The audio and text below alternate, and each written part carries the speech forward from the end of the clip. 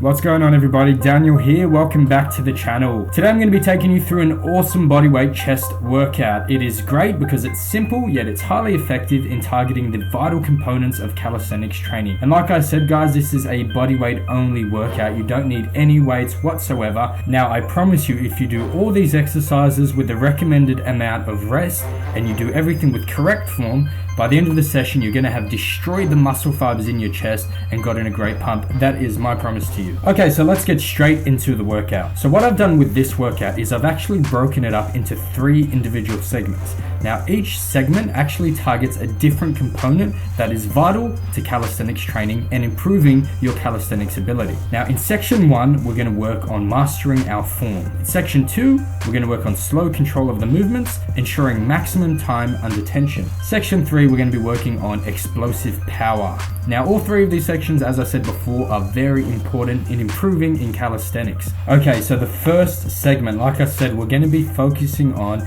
ensuring that our form is correct. We're going to be doing 4 individual exercises, each one with 10 reps. Now, in between exercises, you're not going to rest. You're going to go from the first exercise to the second, to the third, to the fourth, with no rest in between.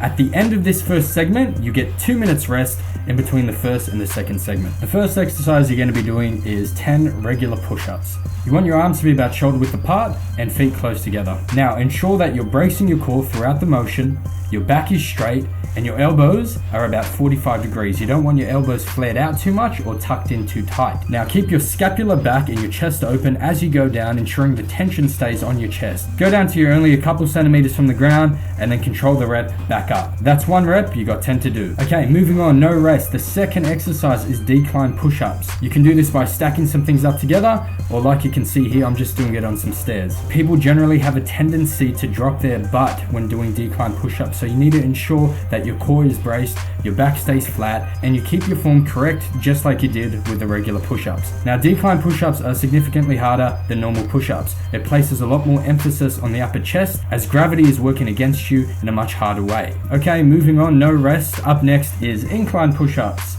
opposite of decline push-ups. Again, best done on some stairs.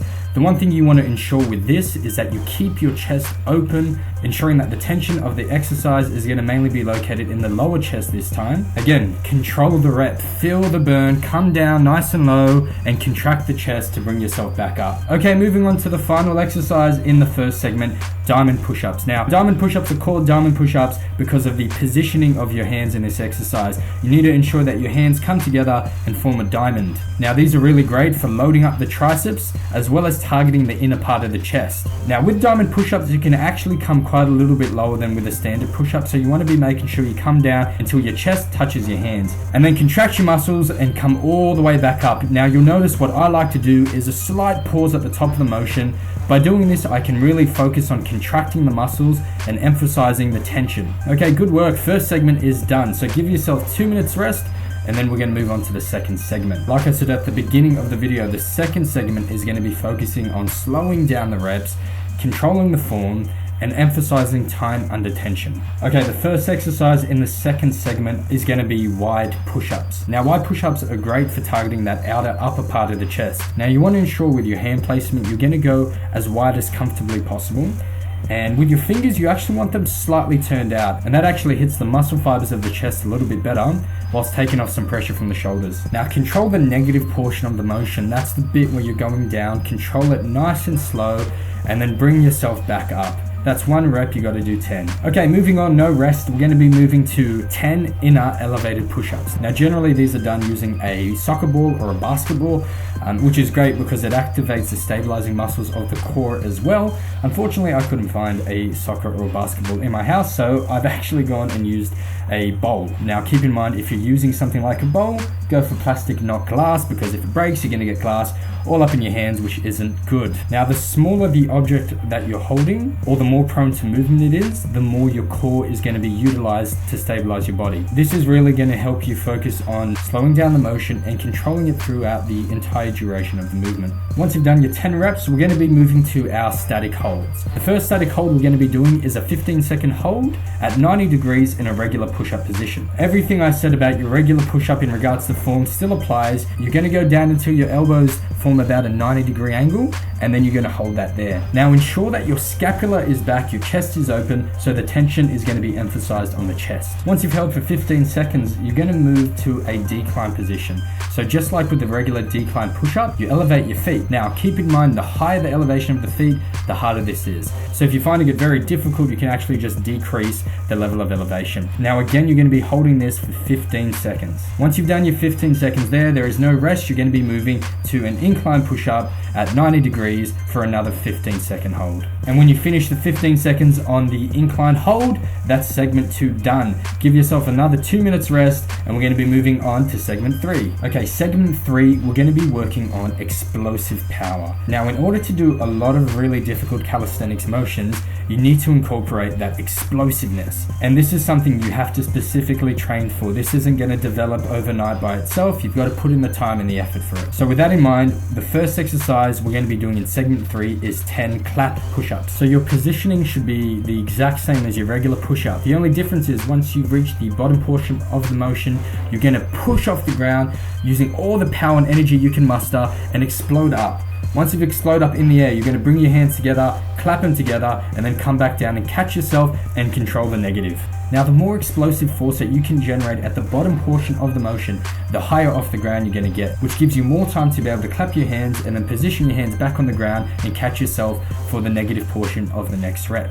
Now, if you cannot generate enough explosive force, then you're not going to be able to get high enough off the ground to clap your hands. If you're really struggling with this and you still want to be able to work on this explosive style of training, then you can scale this exercise back down by doing it on your knees. Okay, so you're going to be moving on, again, no rest, to 10 low to high platform push-ups. Now, to do this exercise, you need 2 platforms at exactly the same height. You can use literally anything in your house. As you can see, I'm just using a couple of textbooks here. What we're going to be doing is exploding our hands off the ground to an elevated position on top of the books, and then going back up into another push-up, and then exploding back down onto the ground. Now, this explosive shift in elevation is a great way to work on your power and work on your strength. It goes without saying, if you're finding it difficult, make sure the objects you're using are smaller so that the amount of explosive power you have to generate to get up on top of them is less.